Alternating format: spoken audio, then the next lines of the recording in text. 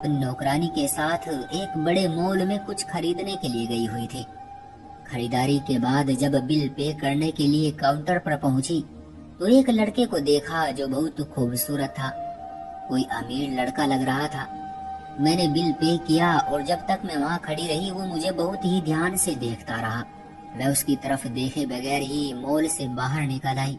मैंने और मेरी नौकरानी ने पास ही एक दही भल्ले वाले शॉप से दही भल्ले खाए और फिर हम घर आ गए।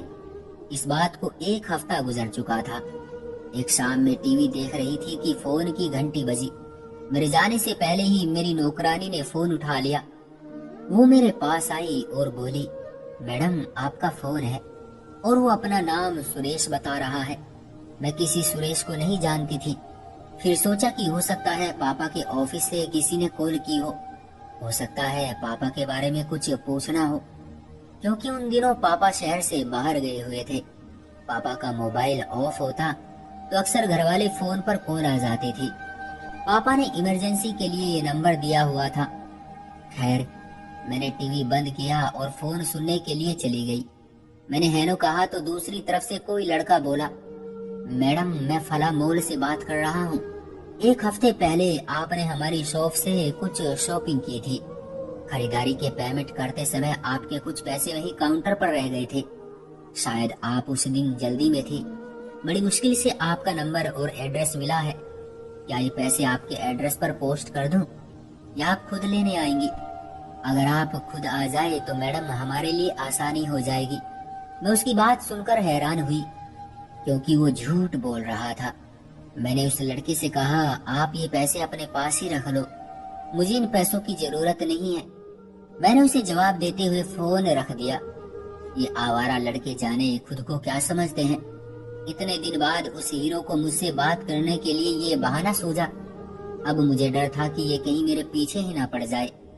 खैर, उसके बाद उसने दोबारा मुझे फोन नहीं किया। मैंने ऊपर वाले का धन्यवाद किया, क्योंकि इस तरह के लड़के तो पीछे ही पड़ जाते हैं। कुछ दिन बाद एक बूढ़ा आदमी हमारे घर आया। इत्तेफाक से मैं गेट के पास ही खड़ी थी। पूछा, बाबा जी किससे मिलना है? कहने लगे, बेटी मैं बहुत गरीब हूँ। जहाँ काम करता था उन्होंने मुझे नौकरी से निकाल दिया है। मालिक कहता है कि अब तुम बूढ़े हो गए हो, अब तुम हमारे किसी काम के नहीं हो। बेटी मैं बीए पास हूँ, नौकरी की तलाश में हूँ। मैंने कहा, बाबा जी ये तो आपके आराम करने के दिन है। वो बोले, बेटी बुढ़ापे में आराम किस्मत वालों को मिलता है, हालात से मजबूर हूँ।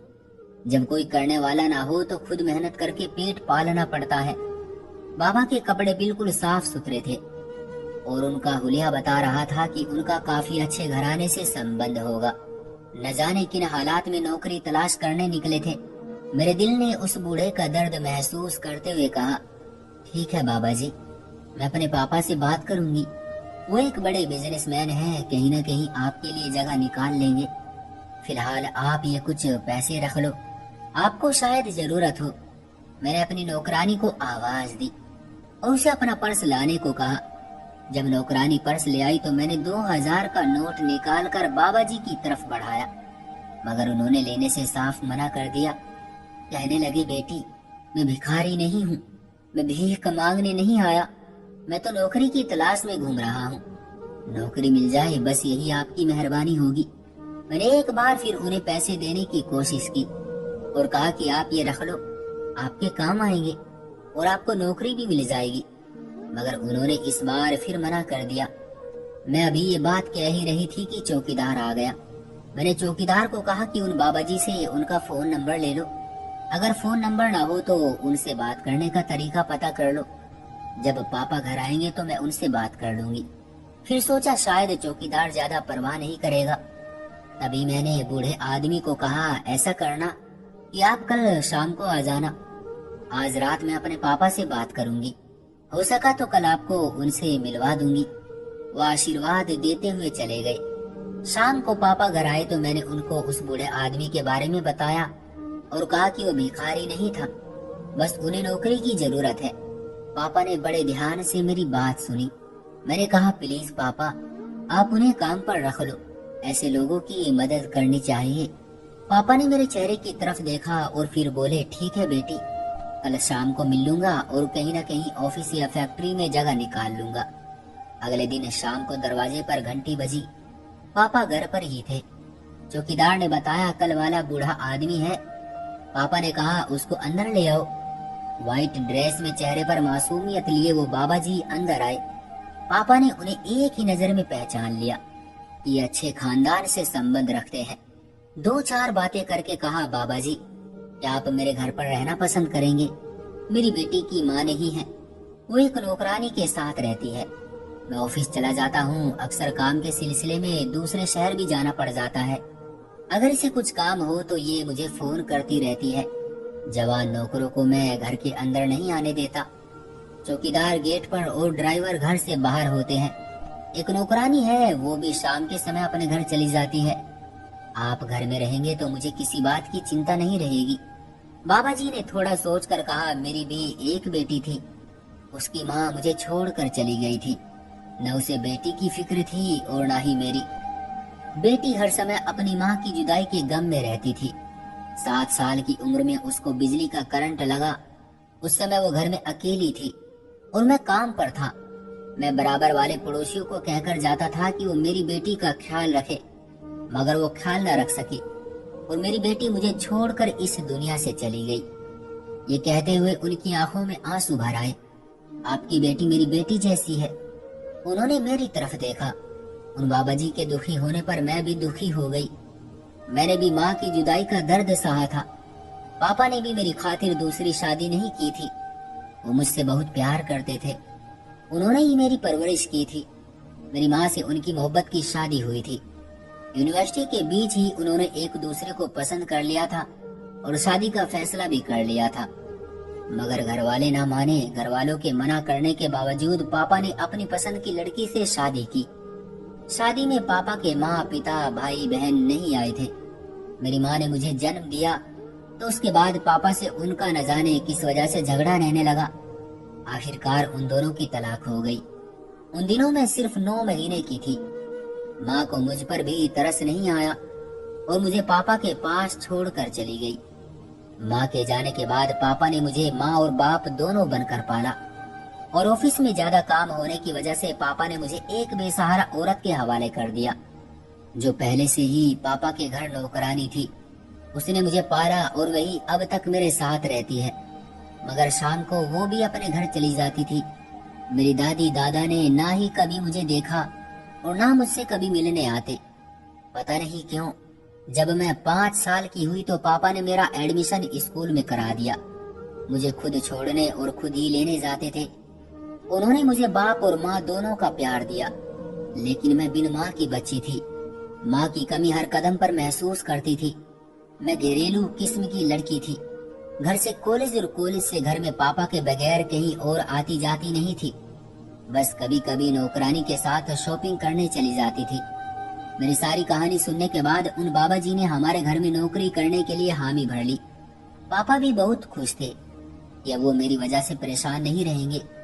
बाज बूढ़े आदमी इतने अच्छे और समझदार होते हैं कि हर उम्र के बच्चों के साथ घुल मिल जाते हैं। मेरा भी उन बाबा के साथ दिल लग गया था। वो घर के काम में हर नौकर की मदद करते थे और फिर खाली समय में मेरे साथ बहुत सारी बातें करते थे और मेरे साथ हंसी मजाक भी किया करते थे। मुझे उनकी बातें बहुत अच्छी लगती थी। वो बहुत ही अच्छी अच्छी बातें किया करते थे और बाकी समय में हमारे बंगले की देखभाल करते थे। उनके आने से ऐसा लगता था जैसे हमारे घर में खुशियां लौट आ गई हो। माँ के घर में ना होने के एहसास से जो घर खाली खाली लगता था, अब वो भरा भरा महसूस होने लगा। पापा के इस फैसले पर मैं बहुत खुश थी कि पापा ने उनको फैक्ट्री में नौकर रखने की बजाय घर में जगह दे दी थी। बाबा जी की हैसियत हमारे घर में एक मेंबर जैसी हो गई थी। उनके जिम्मे कोई काम नहीं था। उन्होंने खुद काफी काम संभाल लिया था। खास तौर पर वो हमारे घर की देखभाल किया करते थे।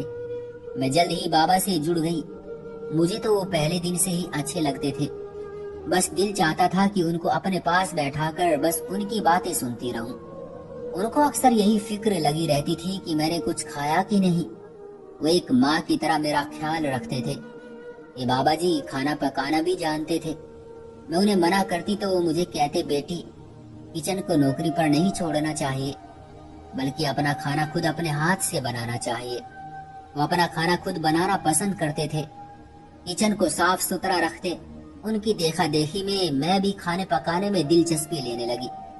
मैंने उनसे बहुत कुछ सीखा था। मुझे तो कुकिंग का बिल्कुल भी शौक नहीं था, मगर वो कहते थे बेटी खाना पकाना जरूर सीखो, तुम्हारी भी शादी होनी है। अगर तुम्हारे पति को नौकरों के हाथ का खाना पसंद ना आए और वो तुम्हें कह दे कि तुम खुद मेरे लिए खाना बनाओ, तो फिर तुम क्या करोगी? बेटी वैसे भी पति को अपनी पत्नी के हाथ का खाना बहुत अच्छा लगता है। मुझे उनकी बातें बहुत अच्छी लगती थी।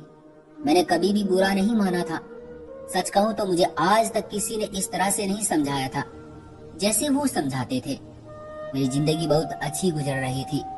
अब मैं जहाँ भी जाती बाबा जी को साथ ले जाती, शॉपिंग के लिए या फिर किसी क्लास फेलो के घर। मैं जब तक वहाँ रहती वो गाड़ी में ही बैठे रहते थे। पापा को पसंद नहीं था कि मैं जवान नौकरों के साथ कहीं जाऊं। इसी वजह से घूमने फिरने की बजाय मैं घर में ही रहा करती थी। बाबा जी साथ होते तो घूमने फिरने की अनुमति मिल जाती थी। अब सहेलियों के साथ घूमने के लिए किसी पार्क या रेस्टोरेंट में भी जा सकती थी। बाबा जी के साथ जाने से मुझे कोई उलझन नहीं होती थी, बल्कि सुकून महसूस होता था। एक दिन मैं अचानक ड्राइंग रूम में गई। पापा और बाबा जी की बातें सुनकर हैरान रह गई, क्योंकि बाबा जी 1 महीने की छुट्टी के लिए बात कर रहे थे। 2 महीने में उन्होंने हमारे घर का नक्शा ही बदल दिया था। पापा ने उन्हें सैलरी दी और उनकी छुट्टी मंजूर कर ली। उनके जाने से मैं बहुत उदास हो गई थी, लेकिन उनको तो जाना ही था। अपने घर की याद उनको सता रही थी। वो दोबारा आने को कहकर चले गए। मैं काफी दिन उदास रही, जैसे मेरी कोई खास चीज खो गई हो। बाबा जी को गए 1 महीने का समय गुजर गया था। 1 महीने का समय बहुत मुश्किल से गुजरा था। मैं बहुत खुश थी कि अब वो आ जाएंगे। उनका इंतजार था, मगर वो नहीं आए। फिर एक दिन पापा ने बताया कि वो आ रहे हैं। उस दिन तो मेरी खुशी का ठिकाना ही नहीं रहा। लेकिन वो अकेले नहीं आए, अपने बेटे के साथ आए थे।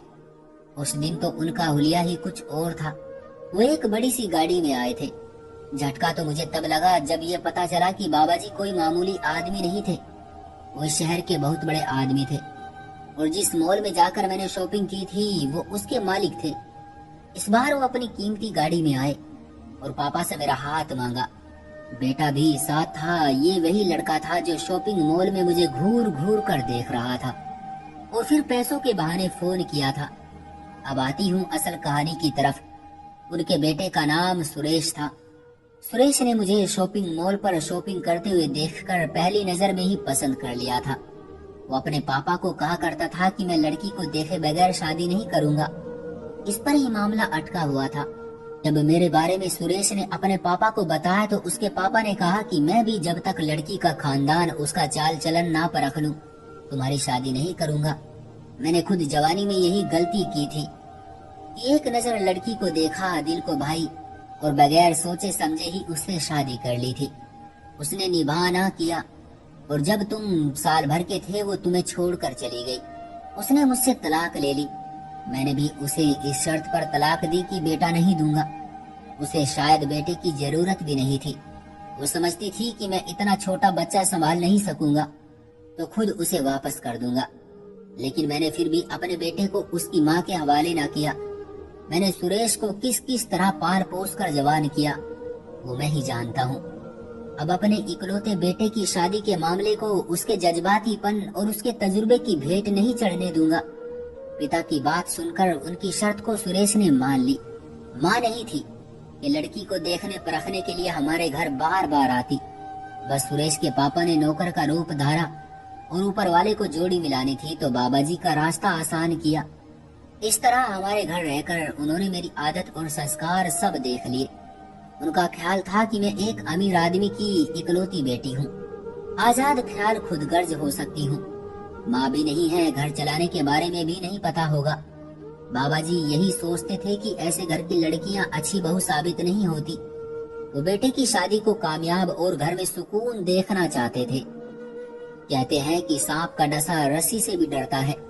इधर पापा का भी इस मामले में कुछ ऐसा ही हाल था कि मोहब्बत की शादी करके पछताना पड़ा था। और सुरेश के पापा सोचते थे कि सुरेश और मुझ में कहीं फोन पर मोहब्बत वाला ड्रामा न चल पड़ा हो।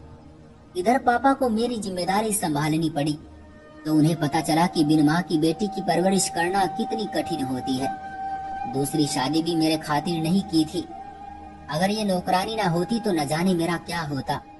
जब सुरेश के पापा ने सारी बातें पापा को बता दी तो पापा ने उनसे सोचने का समय मांगा और कुछ दिन बाद मेरी मर्जी से सुरेश से मिले और फिर हाँ कह दी। यूं मेरी शादी सुरेश से हो गई।